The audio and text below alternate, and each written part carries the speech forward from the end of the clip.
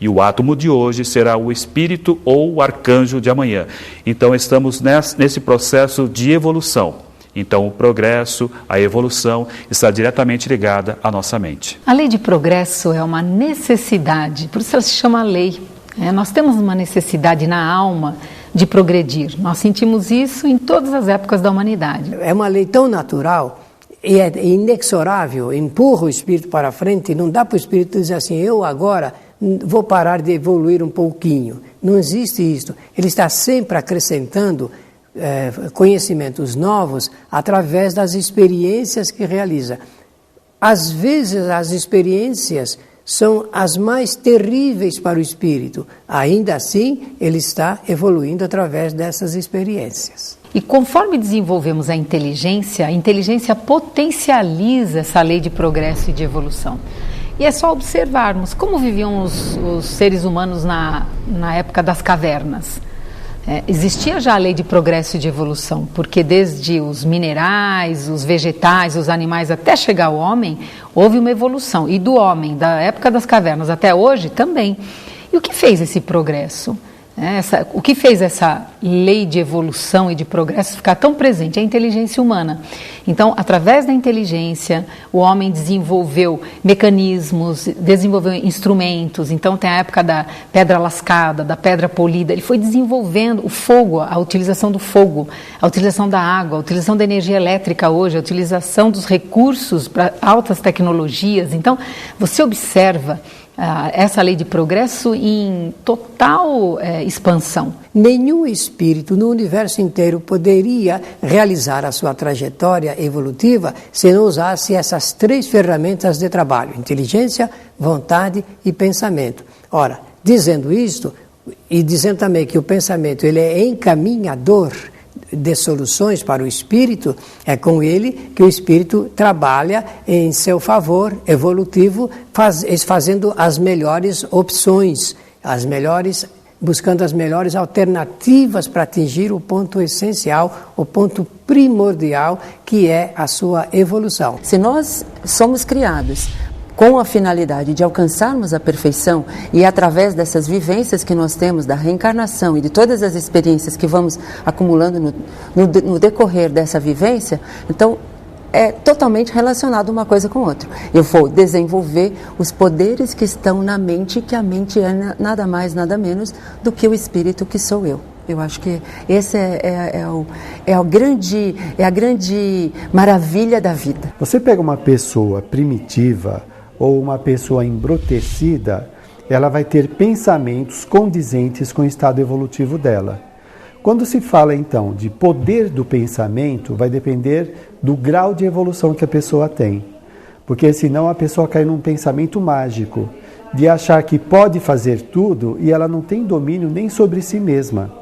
Aliás, isso é causa de muita frustração para algumas pessoas, que elas caem nesses contos populares de dizer que com o pensamento ela consegue tudo.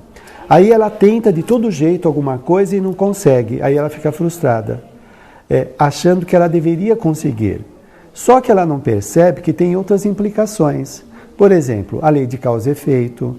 Se ela está passando por uma prova, os pensamentos poderão atenuar alguma coisa, mas não modificar algo que ainda é necessário para ela aprender. A semeadura é livre, mas a colheita é obrigatória, vem daí.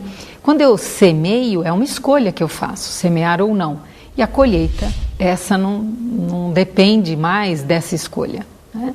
Aí também entra um pouco a questão da fé e também de acreditar, né? Porque quando um agricultor, ele semeia, ele tem fé, ele confia que a natureza vai corresponder a essa semeadura. E na nossa vida também tem a nossa parte, porque algumas pessoas semeiam e aí elas exigem a colheita, né? Só que aí nós confiamos, né? Nos entregamos que se a colheita não vem da maneira que eu quero que ela venha, existem leis acima de nós.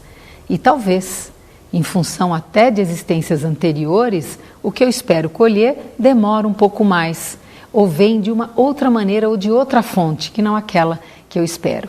Então a correlação é total e direta entre a mente e a lei de causa e efeito. Observemos então as nossas escolhas no nosso dia a dia, em todas as áreas da nossa vida.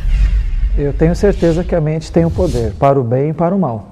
Mas a maioria das pessoas ignora essas possibilidades da força do seu pensamento. Jesus fazia os fatos mais extraordinários que hoje, na paranormalidade, você encontra aqui e acolá de uma forma muito singela. Ele detinha em si mesmo todo esse potencial mental que o distinguia como um grande mestre.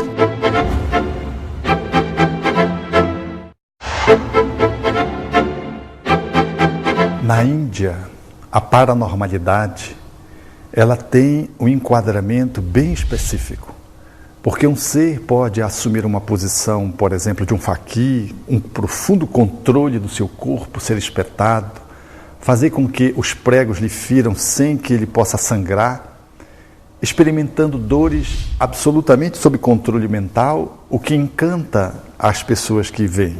No entanto, estes, como outros poderes mentais, eles não são valorizados pelos seres iluminados, pelos mestres indianos, porque isso, com um treino, todo ser humano pode fazer. Nos processos de auto-hipnose, num treinamento e numa concentração continuada, nós podemos conseguir coisas fantásticas de autodomínio corporal, para que um ser se consagre de uma forma positiva, num campo de uma paranormalidade inclinada para uma ética que induz ao bem, é necessário valores, princípios. Porque o poder mental por si mesmo, ele não é suficiente. O ideal seria a inteligência e a moral darem-se as mãos. E aí essa evolução seria, até os espíritos dizem isso, seria muito mais fácil auxiliar a humanidade a progredir se os homens cuidassem de evoluir essas duas ao mesmo tempo. É como se nós tivéssemos, por exemplo, fizéssemos musculação só com o braço. O outro vai ficar fraco, os músculos vão ficar fracos. Então a inteligência é o braço que vem sendo bastante utilizada e a moral ainda um tanto quanto enfraquecida. Nós podemos escolher entre o que nos faz bem e o que nos faz mal.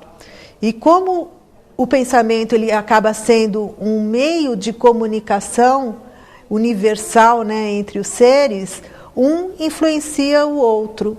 Então nós estamos influenciando e sendo influenciados o tempo todo através do pensamento, tanto de forma positiva como de forma negativa. E cabe a nós realizar essa mudança. É claro que atualmente a gente tem muitos estudos de pessoas que conseguem fazer com que todo o seu poder da mente seja canalizado para algo bom. Então, tanto para serviços para outras pessoas, quanto para uso próprio. Então, para você se sair bem num estudo, num exame, no seu lado pessoal, no seu lado afetivo, ou também para ajudar o próximo, que eu acho que isso é sempre positivo, né? Eu tenho certeza que a mente tem um poder, para o bem e para o mal.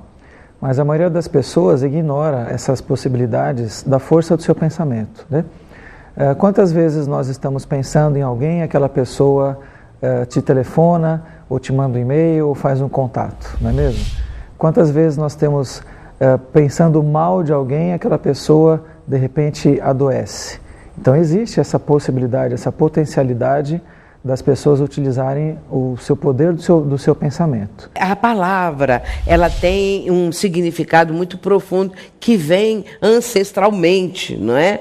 Então, quando nós exteriorizamos determinadas palavras, determinadas condições de voz, nós estamos indo de encontro ao nosso interlocutor, ou de uma maneira positiva, ou de uma maneira negativa. Mas sempre ter o cuidado com o que nós estamos falando. A partir do momento que nós pensamos certo, nós realizamos certo. Então, o grande desafio de nós que estamos aí nessa existência é nos melhorarmos a cada dia, nos entendermos como seres éticos, que temos que compreender o nosso irmão como um igual a nós, que está no processo de evolução. Aí nós começamos a pensar certo. Por isso, Jesus era fascinante.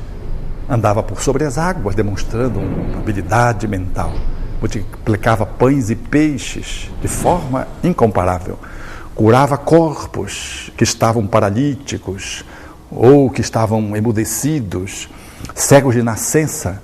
Jesus fazia os fatos mais extraordinários que hoje, na paranormalidade, você encontra aqui e acolá de uma forma muito singela, ele detinha em si mesmo todo esse potencial mental que o distinguia como um grande mestre. O que faz de Jesus ser um ser extraordinariamente incomparável e belo não é o poder da sua mente, é a sua vocação e a atuação na amorosidade.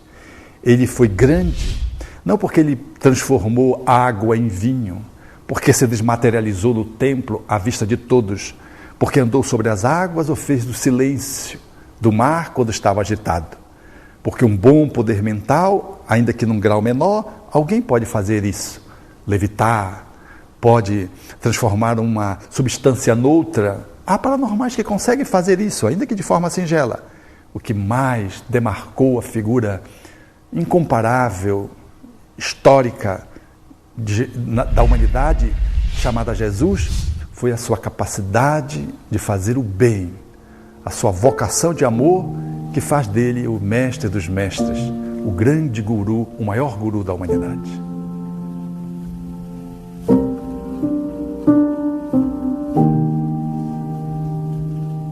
A vontade é sagrado atributo do Espírito, dádiva de Deus para que decidamos por nós quanto à direção do próprio destino.